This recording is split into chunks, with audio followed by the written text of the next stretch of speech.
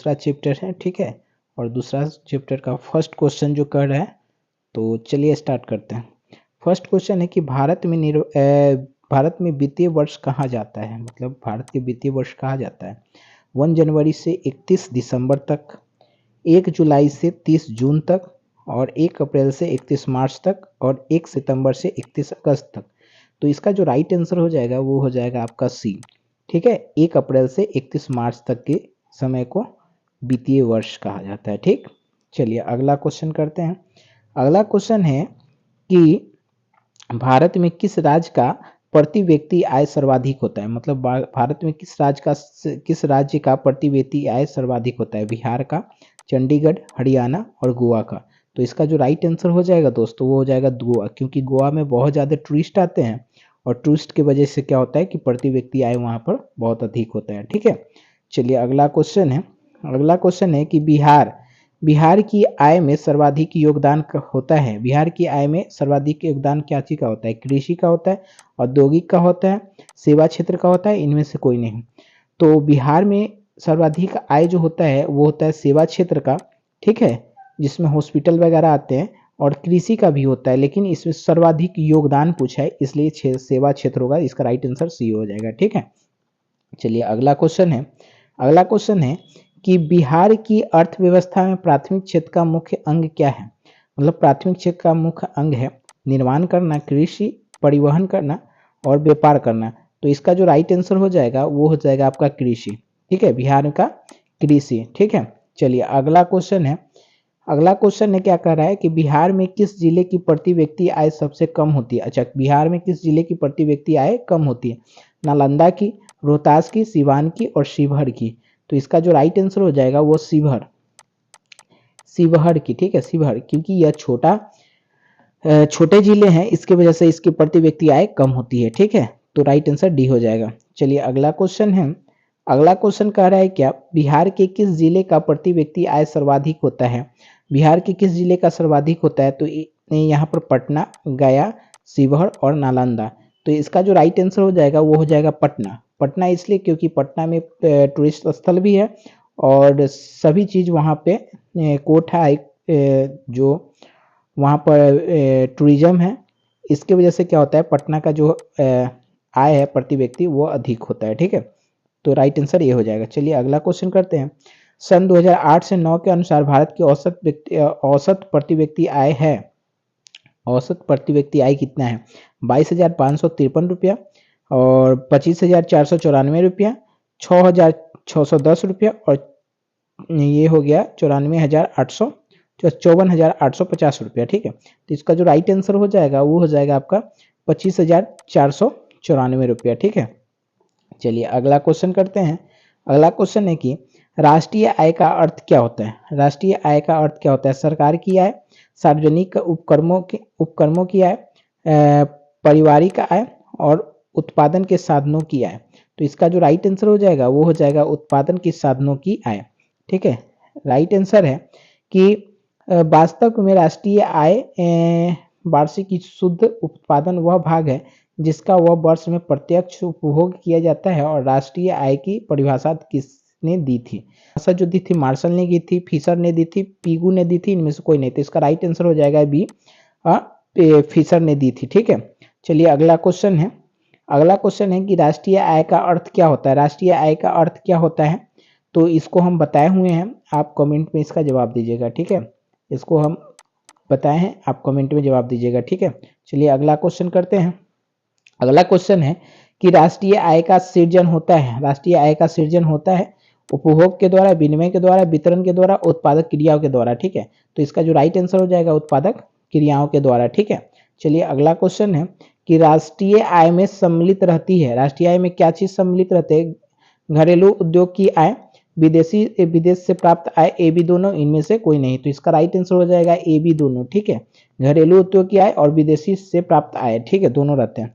चलिए अगला क्वेश्चन है कि भारत की राष्ट्रीय आय का सर्वप्रथम अनुमान लगाया था, मतलब सर्वप्रथम अनुमान लगाया गया था तो प्रोफेसर देशमुख ने, जवाहरलाल नेहरू ने, प्रोफेसर महाल नोबिस ने और दादा भाई नौरोजी ने। तो इसका जो राइट आंसर हो जाएगा वो हो जाएगा आपका दादा भाई नौरोजी ने। ठीक है, चलिए अगला क्वेश्चन है 2012 और 13 में भारत की प्रति व्यक्ति औसत आय कितनी थी? 2012 और 13 की बता रहा है, तो 49,489, ठीक है, 41,964 रुपया और 59,822 रुपया और 68,757 रुपया। तो इसका जो राइट आंसर हो जाएगा वो हो जाएगा 68,757 रुपया। ठीक है, अगला क्वेश्चन है कि वास्तविक में राय आर्थिक में राष्ट्रीय, तो ये इसका जो राइट आंसर हो जाएगा आपको कमेंट में बताना है, क्योंकि ये बताए हुए हैं हम क्वेश्चन। ठीक है, कमेंट में इसका जवाब आप दीजिए। ठीक है, चलिए अगला क्वेश्चन है कि दादा नौरोजी के अनुसार 1868 में भारत की प्रति व्यक्ति वार्षिक आय कितनी थी? अच्छा, प्रति व्यक्ति वार्षिक आय पूछ रहा है। ठीक है, तो 20 रुपये, 25 रुपये, 30 रुपये और 50 रुपये। तो इसका जो राइट आंसर हो जाएगा वो हो जाएगा 20 रुपये। ठीक है, वो 20 रुपये उस समय थी। ठीक, चलिए अगला क्वेश्चन है, योजना काल में भारत की औसत वार्षिक विकास की दर रहती है, वार्षिक विकास की दर कितनी रहती है? तो 3.5%, 4.2%, 6.5% और 7%। तो इसका जो राइट आंसर हो जाएगा वो हो जाएगा आपका 2.2%, सॉरी 4.2%, 4.2%। ठीक है, चलिए अगला क्वेश्चन है कि वार्षिक 2005 और 6 में निम्नलिखित में से किस राष्ट्रीय प्रति व्यक्ति आय अपेक्षाकृत अधिक थी? अच्छा, 2005 और 6 में अधिक थी, महाराष्ट्र की, गुजरात की, उत्तर प्रदेश की, उड़ीसा के। ठीक है, तो इसका जो राइट आंसर हो जाएगा वो हो जाएगा महाराष्ट्र की। ठीक है, महाराष्ट्र की। चलिए अगला क्वेश्चन है, निम्नलिखित में से बिहार में किस जिले में प्रति व्यक्ति आय सर्वाधिक होती है? अच्छा, बिहार के तो इसको कमेंट में आप जवाब दीजिए, क्योंकि यह बिहार की है और बिहार की प्रति व्यक्ति आय किस जिले की सर्वाधिक होती है बताया हुआ है। अगला क्वेश्चन है कि भारत में किस राज्य की प्रति व्यक्ति आय सर्वाधिक होती है? भारत में किस राज्य की सबसे बढ़ती होती है, ये भी बताया गया है। आप कमेंट में इसका जवाब दीजिए। ठीक है, कमेंट में इसका जवाब दीजिए, ये बताया गया है। ठीक है, चलिए अगला क्वेश्चन है कि बिहार में किस जिले की प्रति व्यक्ति आय सर्वाधिक होती है? ये क्वेश्चन बताया गया है, आप इसका कमेंट में जवाब दीजिएगा। ठीक है, कमेंट में आप जवाब दीजिए। अगला क्वेश्चन है कि उत्पादन एवं आय गणना विधि आर्थिक दृष्टिकोण से है, क्या है? आर्थिक दृष्टिकोण से है सहज, वैज्ञानिक, व्यवहारिक, उपयुक्त, सभी। तो इसका जो राइट आंसर हो जाएगा वो हो जाएगा उपयुक्त सभी, क्योंकि सहज भी है, वैज्ञानिक भी है और व्यवहारिक भी है। ठीक, अगला क्वेश्चन है क्या भारत में वित्तीय वर्ष कहा जाता है? मतलब भारत के वित्तीय वर्ष क्या कहाँ, मतलब कब से कब तक कहा जाता है?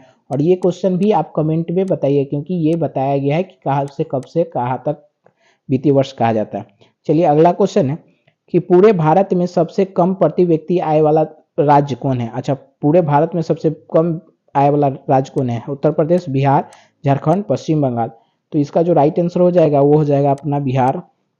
बिहार जो है वो प्रति व्यक्ति कम आय वाला राज्य है। ठीक है, चलिए अगला क्वेश्चन है, भारत में राष्ट्रीय आय की गणना सर्वप्रथम प्रमाणिक संस्था है, मतलब सर्वमान्य और सबसे प्रमाणिक संस्था है, तो कौन संस्था है? केंद्रीय सांख्यिकी संगठन, केंद्रीय सतर्कता आयोग और केंद्रीय योजना आयोग और भारतीय रिजर्व बैंक। ठीक है, तो इसका जो राइट आंसर है वो है आपका केंद्रीय सांख्यिकी संगठन। ठीक है, चलिए अगला क्वेश्चन है, किसी राज्य में नागरिकों का जीवन स्तर निर्भर करता है, राज्यों का जीवन स्तर किस पर निर्भर करता है? सकल राज्य घरेलू उत्पादन पर, शुद्ध राज्य घरेलू उत्पादन पर, ए बी दोनों पर, इनमें से कोई नहीं। तो इसका जो राइट आंसर हो जाएगा वो हो जाएगा शुद्ध राज्य घरेलू उत्पादन पर। ठीक है, अगला क्वेश्चन है कि राज्य घरेलू उत्पादन का आकलन किया जाता है, मतलब राज्य घरेलू उत्पादन का आकलन किया जाता है वर्तमान मूल्यों पर, स्थिर मूल्यों पर, ए बी दोनों पर, इनमें से कोई नहीं। तो इसका जो राइट आंसर हो जाएगा वो हो जाएगा आपका ए बी दोनों। ठीक है, इसका राइट आंसर ए बी दोनों हो जाएगा। अगला क्वेश्चन है कि राष्ट्रीय एवं प्रति व्यक्ति आय में वृद्धि होने से डैश की क्रिया पूरी होती है, मतलब कि डैश की क्रिया पूरी होता है, विकास की, हासिल की, ए बी दोनों, इनमें से कोई नहीं। तो इसका जो राइट आंसर हो जाएगा वो हो जाएगा आपका विकास की। ठीक है, विकास की क्रिया पूरी होती है। उत्पादन, आय एवं एक चक्रीय प्रवाह का निर्माण करते हैं, क्या करते हैं? कमी करती है, व्यय करती है, ए बी दोनों, इनमें से कोई नहीं। तो इसका जो राइट आंसर हो जाएगा वो हो जाएगा व्यय करती है। क्या? व्यय करती है। अगला क्वेश्चन है कि बिहार की आय में सर्वाधिक योगदान होता है, बिहार की आय में सर्वाधिक योगदान किसका है? तो औद्योगिक क्षेत्र का है, कृषि क्षेत्र का है, सेवा क्षेत्र का, इनमें से कोई नहीं। और ये क्वेश्चन बताया गया है, तो आप इसको कमेंट में जवाब दीजिए। ठीक है, इसका कमेंट में जवाब दीजिए। चलिए अगला क्वेश्चन है कि बिहार में किस जिले की प्रति व्यक्ति सबसे कम है, मतलब सबसे कम है। तो ये भी क्वेश्चन आपको बताया गया है कि बिहार में सबसे व्यक्ति जो प्रति व्यक्ति आय सबसे कम किसका है। ठीक है, इसको जवाब दीजिए आप। राष्ट्रीय आय में वृद्धि होने से प्रति व्यक्ति आय में क्या होती है? प्रति व्यक्ति आय में कमी होती है, वृद्धि होती है, ये भी दोनों होते हैं, इनमें से कोई नहीं। तो इसका राष्ट्रीय आय में वृद्धि होगी तो प्रति व्यक्ति में आय में भी वृद्धि होगी। ठीक है, तो इकोनॉमिक्स का 2 चैप्टर में इतना ही क्वेश्चन। ठीक है, 32 को जो इंपॉर्टेंट क्वेश्चन था। आशा है कि आप लोग को अच्छा लगा होगा, और अच्छा लगा होगा तो इसको जरूर देखिए और शेयर जरूर और लाइक जरूर कर दीजिएगा। ठीक है, चलिए धन्यवाद।